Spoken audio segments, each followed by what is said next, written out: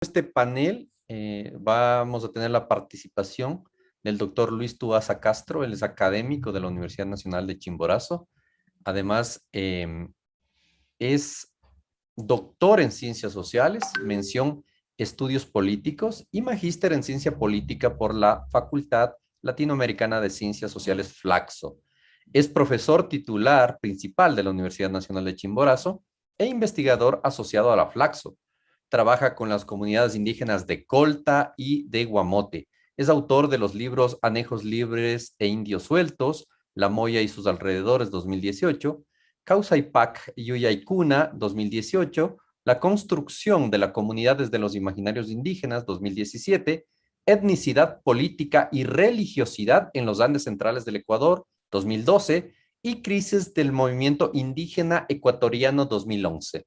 Varios de sus artículos han sido publicados por Flaxo, UNESCO, Crespial y el Centro Andino de Acción Popular, además de la Universidad de Sevilla, la revista de America Society, revista Latin America and Caribbean Ethnic Studies, la revista antropológica de la Universidad Católica del Perú, CAP, la revista Ciencias Pedagógicas y de Innovación, el Boletino de la Sociedad Geográfica Italiana y la revista de Antropología Social de la Universidad Complutense de Madrid.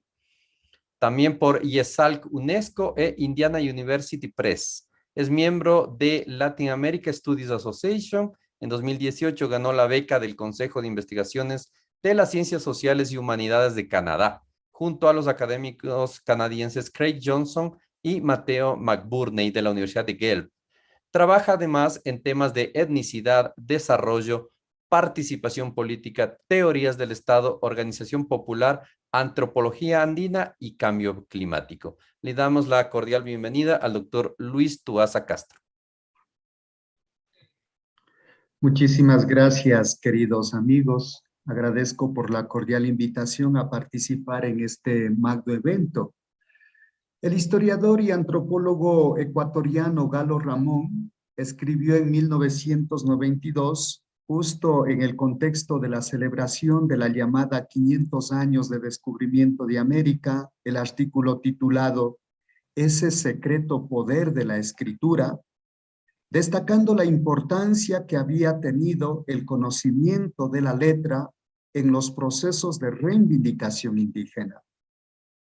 Esta idea planteada por Galo Ramón me lleva a su vez a plantear los siguientes interrogantes. ¿Cuál era la realidad social, cultural, política y económica de los indígenas de Chimborazo, en el que surgió la necesidad de aprender a leer y escribir? ¿En qué medida el conocimiento de la letra permitió que las comunidades indígenas impulsaran los procesos de reivindicación? ¿Qué actores estuvieron vinculados con los procesos de aprendizaje? Y para poder responder a estas preguntas, recojo los testimonios de los adultos mayores de las comunidades indígenas de Pul y La Moya, quienes participaron en las luchas en pos de la reforma agraria y en la articulación de las experiencias organizativas en el mundo indígena acaecidas en las décadas de los 60 y 70 del siglo pasado. Hace apenas 60 años, la vida de los indígenas de Chimborazo estuvo marcado por la explotación y el racismo. De los diálogos mantenidos con los adultos mayores de las mencionadas comunidades, se puede evidenciar el siguiente testimonio. Vivíamos maltratados al interior de la hacienda, no teníamos tierras, la casa propia. Nuestros padres habían recibido del hacendado un pequeño lote de tierra conocido como Huasipungo, por el que teníamos que trabajar gratuitamente. En efecto, las tierras no pertenecían a los indígenas en aquel tiempo. A inicios del siglo XX, 8 familias de Riobamba controlaban todas las tierras de la provincia de Chimborazo. Los estudios con respecto a las haciendas demuestran que esta se puede evidenciar con detalle la dominación étnica ejercida por los blancos mestizos, propietarios y administradores de las haciendas. Las haciendas, además de ser una unidad de producción fundamentada en la explotación de los trabajadores en beneficio del patrón, eran espacios de administración de la población indígena, unos pequeños estados en el interior de un gran estado, los referentes que crearon las relaciones de interdependencia de amos y siervos, unas estructuras que condicionaron los juegos de poder y que al mismo tiempo crearon ciertas prácticas de interrelación que trascienden el tiempo y el espacio. Cada hacienda se convertía en un lugar de gobierno autónomo donde primaba el poder absoluto del patrón. Los hacendados y los mestizos de los pueblos miraban a los indígenas con menosprecio, consideraban que no tienen ambiciones, no sienten otras necesidades que las elementalmente fisiológicas, comer lo que generalmente lo hacen mal, porque la mayor parte del salario que reciben en efectivo gastan en alcohol, su vestuario es miserable, tienen un solo vestido, un sencillísimo vestido, pantalón, camisa y poncho, prendas con las que permanecen desde el día en que las compra hasta el día en que la imposibilidad física tienen que dejar de ponerlas. Ignoran las más elementales nociones de higiene, no se bañan, para comer no se sirven de utensilios, pues estos eran las miradas que se hacían desde el mundo blanco mestizo hacia las poblaciones indígenas. Frente a la discriminación de los hacendados y los mestizos, que he señalado brevemente, los indígenas promovieron la creación de las comunidades y sus organizaciones. Hicieron levantamientos, buscaron el apoyo de los aliados estratégicos, tomaron haciendas exigiendo el cumplimiento del Código de Trabajo y más tarde, en la década de los 70, la observación de la ley del régimen, la ley de reforma agraria, que entre otros aspectos exhortaba a los hacendados a entregar el huasipungo, es decir, un lote de terreno con escritura pública que garantice la residencia permanente de los trabajadores y el pago de las remuneraciones laborales. Todo este proceso estuvo acompañado de la apuesta por el conocimiento de la escritura. Conocer la letra se convirtió en una necesidad imperiosa de los indígenas en su proceso de lucha contra los hacendados y en la búsqueda de la tenencia de la tierra y la libertad. Según los testimonios que he recogido, las comunidades señalan lo siguiente: por los compañeros del Partido Comunista, sabíamos que el Estado reconocía los derechos a la organización, a la tierra que teníamos los indígenas, pero como no conocíamos la letra, no podíamos reclamar estos derechos.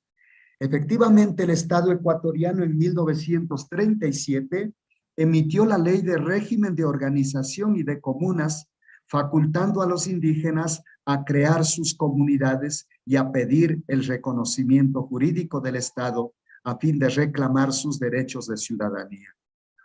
En 1938, el gobierno ecuatoriano promulgó el Código de Trabajo, cuerpo jurídico en que por primera vez exigía a los patrones de hacienda pagar a los trabajadores y construir escuelas dentro de sus haciendas.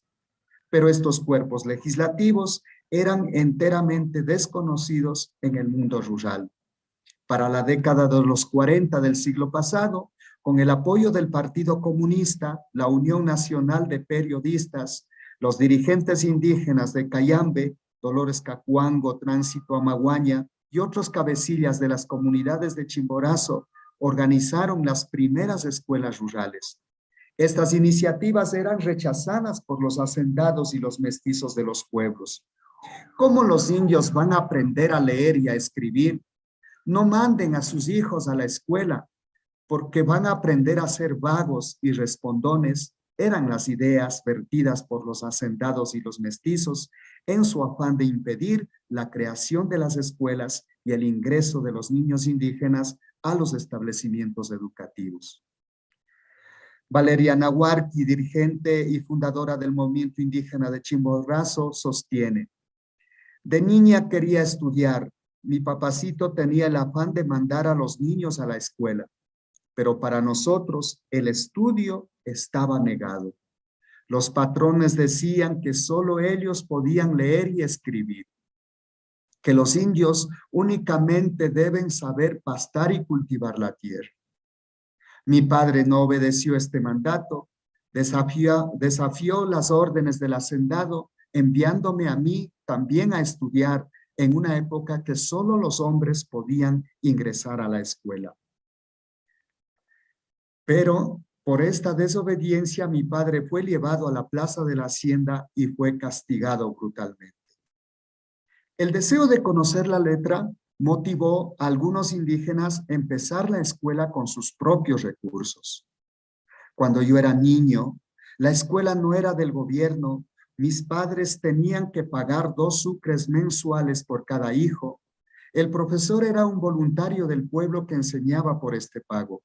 Aprendimos a leer, a escribir y a contar, pero ya no había recursos económicos, por tanto tuvimos que retirar después de estar 2 años en la escuela, sostiene uno de los entrevistados. Con el conocimiento elemental de la letra, en la década de los 50 del siglo pasado, algunos cabecillas indígenas solicitaron al gobierno la presencia de los profesores en sus anejos y la construcción de las escuelas. Ante la negativa del gobierno a sus pedidos, convirtieron sus chozas y templos en aulas escolares y consiguieron a los voluntarios de la Unión Nacional de Periodistas a que sean los primeros profesores. Emocionados por el interés que los indígenas demostraron para los estudios y convencidos en la posibilidad de acabar con el antiguo sistema de dominación étnica hacendataria, el Partido Comunista, la Unión Nacional de Periodistas y más tarde Monseñor Leonidas Proaño, obispo de la diócesis de Riobamba, apoyaron la creación de las escuelas en las comunidades indígenas. En el caso particular de Monseñor Proaño, se destaca la implementación de 2 iniciativas. Por un lado, el trabajo de la Misión Andina, primera experiencia de desarrollo rural propuesta por la Organización Internacional de Trabajo que se puso a ejecute en el medio rural indígena, y por otro lado, las campañas de alfabetización ejecutadas por las escuelas radiofónicas populares del Ecuador. La Misión Andina promovió la creación de las escuelas, construyó las aulas, capacitó a los profesores, promovió el ingreso de niñas indígenas a las escuelas. Por su parte, desde ERPE, Monseñor Proaño y el equipo de educadores dictaban clases de alfabetización a los maestros indígenas, a fin de que alfabeticen a sus hermanos indígenas en su propia lengua y en español. Estas experiencias educativas, años más tarde, permitieron que los dirigentes indígenas conocieran sus derechos y reclamaran al Estado el procesamiento de los mismos.